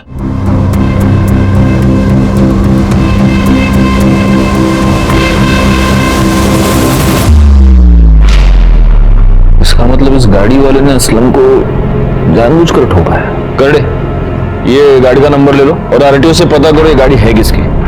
सर मैं पवन से मिलकर आया और उसके बारे में उसके एरिया में पूछताछ भी की। ये पवन मोरे आदमी कैसा है? खूब किरकिर करतो साहब, तो छोटी छोटी बातों में पंगा लेता रहता है। उसका अपनी बेटी के साथ रिश्ता कैसा है? बेटी तो जान ही उसकी। उसी बेटी के लिए यहाँ के बच्चों के साथ हमेशा लड़ता रहता है। वैसे वो काम क्या करता है? सर वो सॉफ्टवेयर इंजीनियर है और अंधेरी में उसका ऑफिस है। सर उसकी बेटी को कैंसर है, मैंने इस बात को डॉक्टर से क्रॉस चेक भी किया। हाँ, उसकी बेटी चारू को कैंसर है। उसका ट्रीटमेंट पिछले 1 महीने से मेरे पास ही चल रहा है। तो उसने कहा है कि अगर उसके खिलाफ कोई भी सबूत मिलता है वो खुद पुलिस स्टेशन आ जाए। अगर इस सब में उसकी इन्वॉल्वमेंट है तो सबूत तो जरूर मिलेगा, नजर रखना उस पर। सर मैंने गाड़ी के बारे में आरटीओ से पता किया, वो गाड़ी किसी अमित की है। उसके घर जाके देखा तो वो घर में नहीं था और उसका फोन भी बंद आ रहा है। बैकवर्ड, इसका नंबर सर्विलेंस पे डाल दो और जैसे ही ऑन हो उठा लो उसको।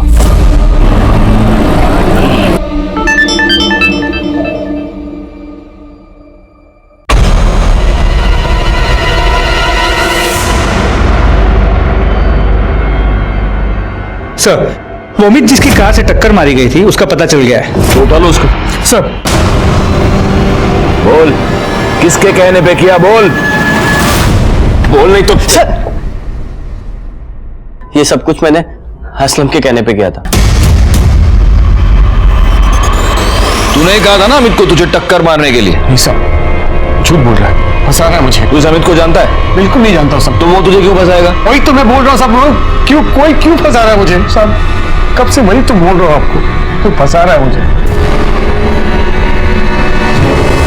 क्या हुआ, आप कंफ्यूज हो गए? इस केस ने हमें भी ऐसी ही उलझन में डाल दिया था। शक की सुई बार बार असलम की तरफ घूम रही थी और असलम बार बार यही कह रहा था कि उसने कुछ नहीं किया, उसे फंसाया जा रहा है। यह बात साफ नहीं हो पा रही थी कि क्या वाकई असलम ने यह सब कुछ किया था या किसी और ने असलम को फंसाने के लिए यह सब कुछ किया था और वही मुजाहिर का असली कातिल था।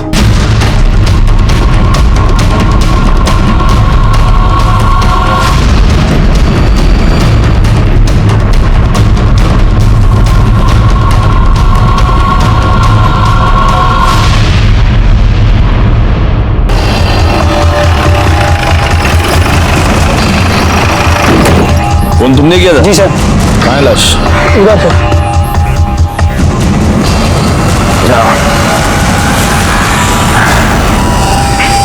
निकालो बाहर। सबसे पहले तुमने देखा था बॉडी? जी सर, मैं यहाँ से निकल रहा था तो बदबू बहुत आ रही थी तो मैंने देखा तो यहाँ लाश था। लगता है किसी जानवर ने इस बॉडी को खोद के निकाला है। जरा आसपास भी देखो, कुछ मिलता है क्या?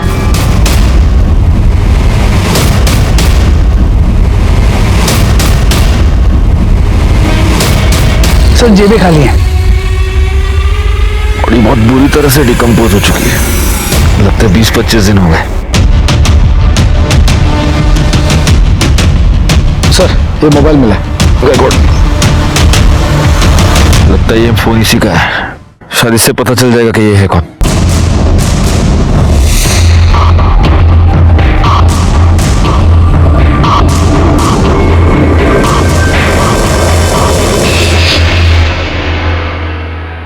सर, शमशान के पास जो डेड बॉडी मिली थी उसकी पोस्टमार्टम रिपोर्ट के मुताबिक ये बॉडी किसी 30 से 35 साल के आदमी की है। मौत की वजह सर पे किसी भारी चीज से वार किया जाना है। सर, स्कल फ्रैक्चर हुआ और मौत को करीब 1 महीना हो चुका है। सर, इसके अलावा एक इंपॉर्टेंट बात ये भी पता चली है कि इस बॉडी के पास जो फोन मिला था वो असलम का था। सर, ये वही फोन है जो उसने कहा था कि चोरी हो गया और जिसके लिए उसने डुप्लीकेट सिम बनवाई थी। असलम का फोन? जी सर। इससे तो अब ये क्लियर हो जाता है कि ये दोनों मर्डर असलम ने किए। गायकवाड़, जरा सोचने वाली बात है। एक आदमी किसी का खून करके अपना मोबाइल फोन वहीं पे छोड़ के चला जाता है और ऐसी गलती वो एक बार नहीं बार बार करता है। ये कैसे पॉसिबल है?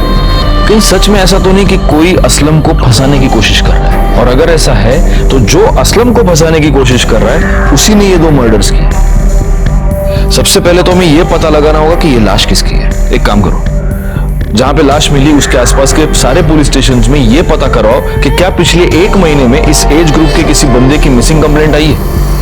हमें ये तो पता चले कि आखिर वो है कौन जो असलम को फंसा रहा है।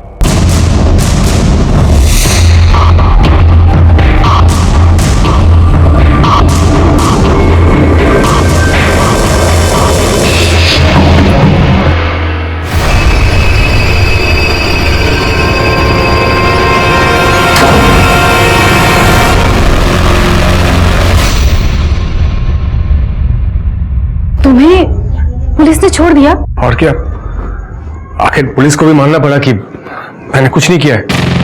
हाँ, मैं तो जानती ही थी कि तुम बेकसूर हो।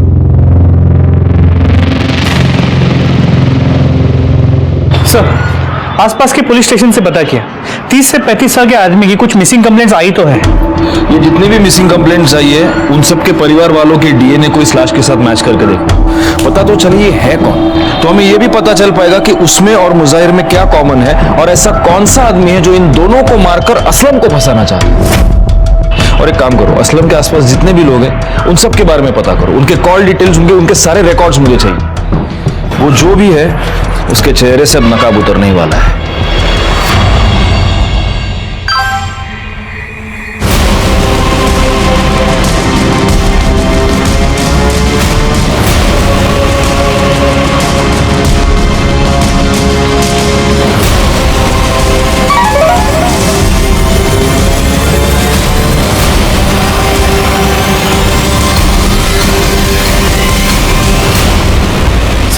सर, असलम के आसपास जितने भी लोग रहते हैं सबकी मोबाइल लोकेशन रिकॉर्ड चेक किए। सर, जिस दिन हमें लाश मिली थी उसकी 1 दिन पहले ज्योति की मोबाइल की लोकेशन उसी एरिया की।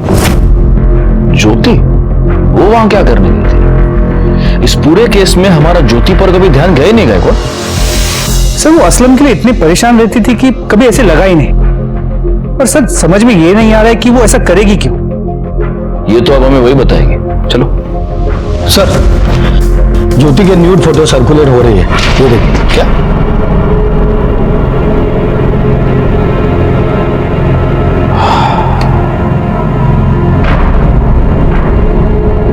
गायकवाड़, ये जो बंदा इसके साथ है ये असलम नहीं है, क्योंकि असलम के यहाँ गर्दन पर, यहाँ पर वो काला निशान है। देखो, इस बंदे के यहाँ तो उसे कुछ भी नहीं है।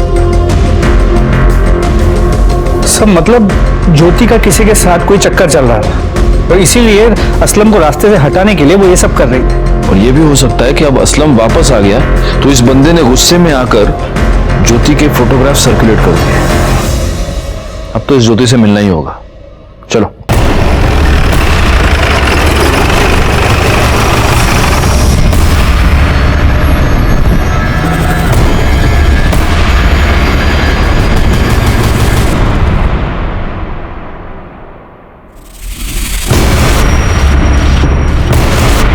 ये आत्महत्या नहीं है, ये मर्डर है। इस छोटे से टेबल पे खड़े होकर ज्योति पंखे से नहीं लटक सकती। इसे किसी ने पहले मारा है और फिर लटका दिया है।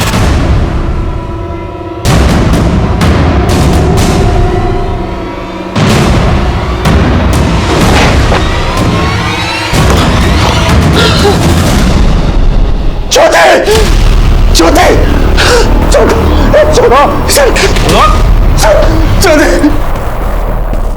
अभी क्यों चौंक रहा है इतना? हाँ? तू नहीं मारा ना उसको? मैं क्यों भला मारूंगा मेरी बीवी को? मैं तो अभी आया सर। कैसे हो गया सर? तेरा मोबाइल दे, मोबाइल दे।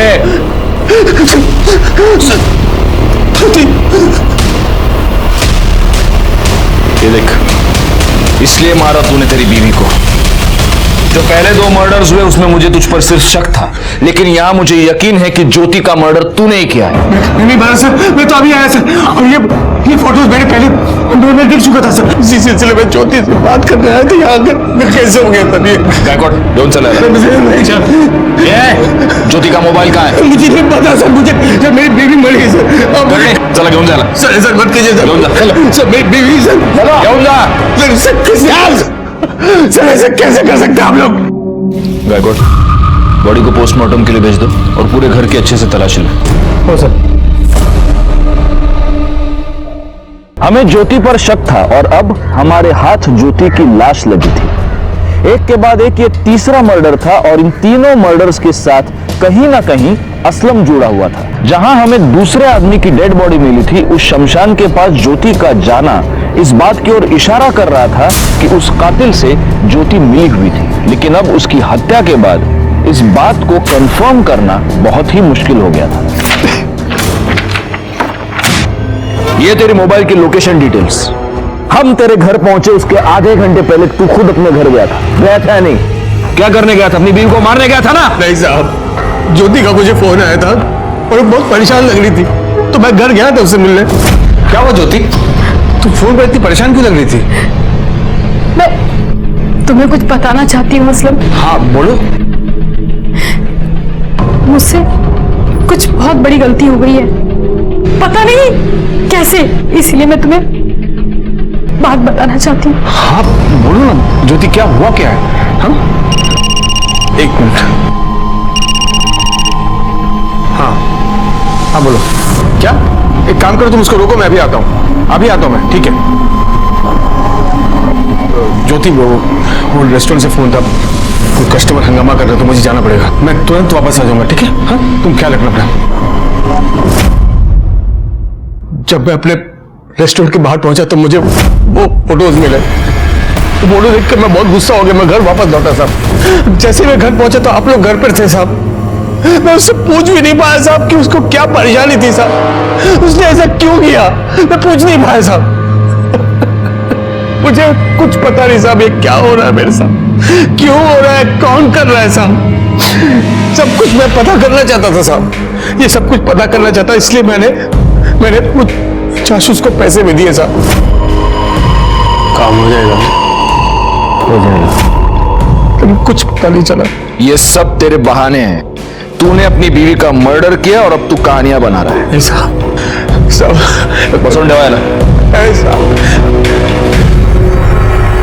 सर, ज्योति की पोस्टमार्टम रिपोर्ट। पहले उसे गला दबा के मारा गया और फिर उसकी बॉडी को टांग दिया गया। तो उसके नाखूनों में किसी के स्किन फ्रैगमेंट्स मिले। उसका डीएनए असलम के साथ मैच करो और बाकी सबके कॉल रिकॉर्ड्स में दोबारा ला करो। सर, ज्योति के नाखूनों में जो स्किन के फ्रैगमेंट्स मिले थे उसके डीएनए रिपोर्ट। सर, रिपोर्ट के मुताबिक उसका डीएनए असलम के डीएनए के साथ करीब 50% मैच होता है। मतलब ये जो कोई भी है असलम का फैमिली वाला है। और शायद मैं जानता हूं कि वो कौन है। कब से चल रहा था तुम दोनों का चक्कर? सब ज्योति भाभी मुझे शुरू से ही बहुत अच्छी लगती थी और शायद भाभी जान ये बात जानती थी और तभी वो मुझसे खुद मिलने आई। मैं अपने असलम को बहुत प्यार करती हूँ और ये सब मैं सिर्फ उसी के लिए कर रही हूँ। किसी और के ऊपर भरोसा कर नहीं सकती, सिर्फ तुम हो जिसके ऊपर मैं भरोसा कर सकती हूँ। ये सब आप क्या बोल रही हैं? वो सब मैं नहीं बता सकती, लेकिन बस इतना जान लो कि ये सब एक बार के लिए है। पूरा टाइम रोती रही, बोलती रही कि वो फिर से मुझसे कभी मिलने नहीं आएंगी। इसलिए तूने उसकी फोटो निकाली ताकि तू उसे ब्लैकमेल कर सके और उसे दोबारा बुला सके। सर फोटो मैंने नहीं निकाली साहब। झूठ बोल रहे हो तुम। तूने उसकी फोटो निकाली ताकि तू उसे ब्लैकमेल कर सके, लेकिन ज्योति नहीं मानी तो गुस्से में आकर तूने वो फोटो सर्कुलेट कर दी। लेकिन बाद में तुझे डर लगने लगा कि अगर ज्योति ने बोल दिया तो तू फंस जाएगा और इसलिए तूने ज्योति को मार डाला। ज्योति भाभी को मारना नहीं चाहता था साहब। अब बोल। चांद भाई बहुत बहुत नाराज थे। क्या होगा भाईजान? ठीक। शहजाद की उम्र देख।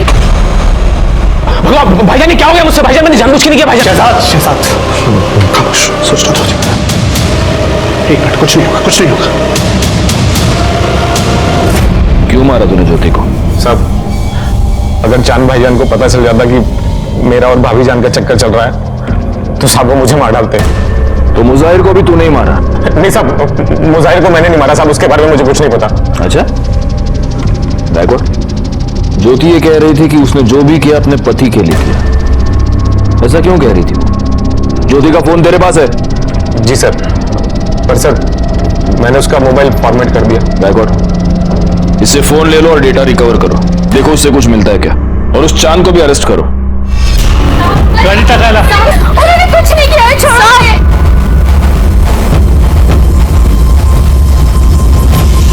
सर, ज्योति के फोन का डेटा रिकवर हो गया। उसके फोन में किसी बाबा के मेल्स मिले। इस बाबा ने अपने एक मेल में ज्योति को कहा था कि वहां जाके कलश गाड़े जहां से हमें वो बॉडी मिली थी। अच्छा, इसीलिए ज्योति की मोबाइल लोकेशन हमें उस एरिया की।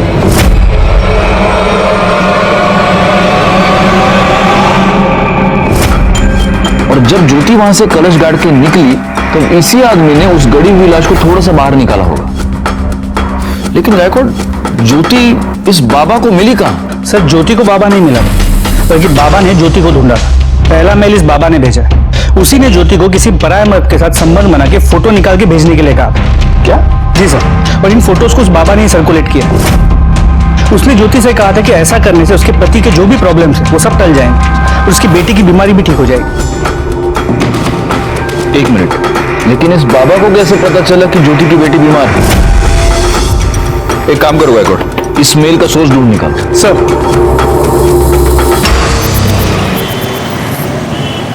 सर, ज्योति को जो मेल्स आए थे काफी डाइवर्ट होके आए थे, इसलिए ओरिजिनल सोर्स का पता नहीं लग पा रहा। देखो, असलम तो ये कर नहीं सकता क्योंकि असलम हमारी कस्टडी में था। ज्योति मर चुकी है और शहजाद और चांद का भी ये कहना है कि मुजाहिर की मौत के साथ उनका कोई लेना देना नहीं। इसका मतलब गायकवाड़, अब एक ही आदमी बचता है।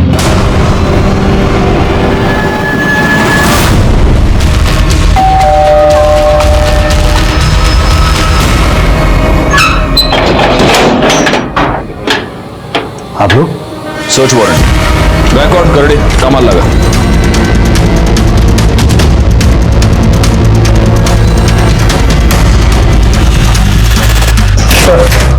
बच्ची की मेडिकल रिपोर्ट।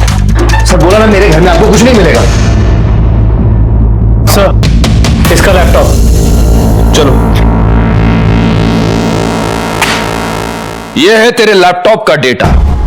तू सॉफ्टवेयर इंजीनियर है ना? ज्योति को वो सारे मेल्स तूने ही भेजे थे ना? हाँ सर, मैं मानता हूं, मैंने ही ज्योति को बाबा बन के मेल्स किए थे। तेरी बेटी चारू, उसको कैंसर है ही नहीं। तूने हमसे भी झूठ बोला और डॉक्टर से भी, है ना? हमने लैब से पता कर लिया। हाँ सर, मानता हूं। तो अब ये भी मान ले कि ये सारे खून भी तूने किए। खून?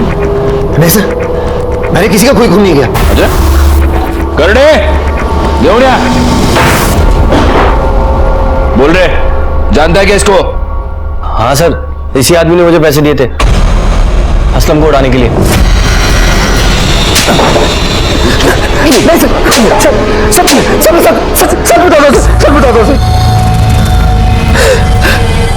हाँ सर, मैं मानता हूँ मैंने असलम को फंसाने के लिए ये सब कुछ किया। सबसे पहले मैंने असलम का मोबाइल चोरी करवाया, फिर एक अनजान आदमी को मारकर गाड़ दिया और असलम का मोबाइल भी वहीं छोड़ दिया। उसकी लाश को मैंने ज्यादा अंदर गाड़ा नहीं था, ऊपर ही रखा था ताकि लोगों की उस पर नजर पड़ जाए और असलम फंस जाए। लेकिन उस लाश की तो किसी ने खबर भी नहीं ली। फिर मैंने मुजाहिर को अपना टारगेट बनाया, जिसका असलम से पहले से ही झगड़ा चल रहा था। फिर असलम का पर्स चोरी करवाकर उसकी आईडी कार्ड से एक नया नंबर लिया और मुजाहिर को कॉल करके कपड़ों के बिजनेस के सिलसिले में एक जगह पर बुलाया और कहा कि बिजनेस के सिलसिले में वडोदरा जाना है, और वो मान भी गया। बड़ौदा के लिए ये कौन सी रोड है? क्या हुआ पवन भाई? गाड़ी पंचर हो गई। पंचर? मैंने आप लोगों को असलम के रेस्टोरेंट से फोन करके बोला आपके पुलिस स्टेशन में बॉम्ब है। ये सब क्यों किया तूने? ज्योति के लिए। अब अकेले जिंदगी कट नहीं रही थी मुझसे। दूसरी शादी करने की कोशिश की लेकिन नहीं हुई। अकेला बाप कब तक एक बच्ची को संभालेगा? मैंने सोचा ज्योति को अगर गैर मर्द से रिलेशन बनाने को बोलूंगा तो थक हार के वो मेरे पास ही आ जाएगी। और मेरे अलावा उसका था भी कौन जिससे वो ये गलत काम करती? लेकिन वो अपने देवर के पास चली गई। इसलिए मैंने गुस्से में उसकी फोटो सर्कुलेट कर दी। तेरे इस चक्कर में तूने अपनी बच्ची से उसकी मां भी छीन ली और उसका बाप भी, और मुजाहिर की बेटी को भी यतीम कर दिया। इसके खिलाफ चार्जशीट फाइल करो। हमारी पूरी छानबीन के बाद हमें यह पता चला कि पवन ने पहले जिस आदमी का खून किया था उसका नाम था विनोद राणे। सबसे बड़ा सवाल यह है कि क्या किसी ने भी इन अपराधों की दस्तक को नहीं सुना? मुजाहिर एक अनजान आदमी के फोन कॉल पर उसके साथ बड़ौदा तक जाने के लिए तैयार हुआ। पवन ने बाबा बनकर ज्योति को किसी गैर मर्द के साथ संबंध बनाकर अपनी तस्वीर लेने के लिए कहा। क्या ज्योति ये नहीं जानती थी कि ऐसा करके वो बहुत बड़ी मुसीबत में फंस जाएगी? अपराध हमेशा हमारी ओर दबे पांव आता है और इसीलिए जरूरी यह है कि हम उसकी दस्तक को सुने। जो ऐसा नहीं कर पाते वो फंस जाते हैं। मैं सीनियर इंस्पेक्टर राजेश यादव आपसे विदा लेता हूं। दोबारा मिलूंगा, तब तक सतर्क रहिए और देखते रहिए क्राइम पेट्रोल दस्तक, क्योंकि मकसद बताना नहीं बचाना है। जय हिंद। क्राइम पेट्रोल के ऐसे ही मजेदार एपिसोड्स देखने के लिए हमारे चैनल को सब्सक्राइब करें